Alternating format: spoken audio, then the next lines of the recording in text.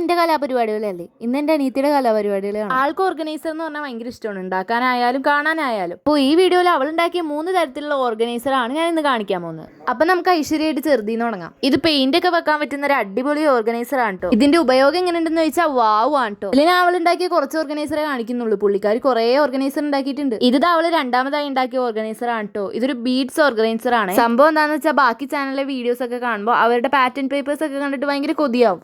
അപ്പോൾ അവൾ സ്വന്തമായിട്ട് വരച്ചുണ്ടാക്കിയ പാറ്റേൺ പേപ്പർ വെച്ചാണ് ഇതൊക്കെ ഉണ്ടാക്കിയിട്ടുള്ളത്. എന്തായാലും എനിക്ക് ഒരുപാട് ഇഷ്ടമായിട്ടുണ്ടായിട്ടോ. ഇനി നമ്മുടെ ബഡാ സംഭവത്തിലേക്ക് പോയാലോ. അതൊരു അടിപൊളിയാണ്, ഇന്ന് ഉണ്ടാക്കി കഴിഞ്ഞിട്ടുള്ളൂ.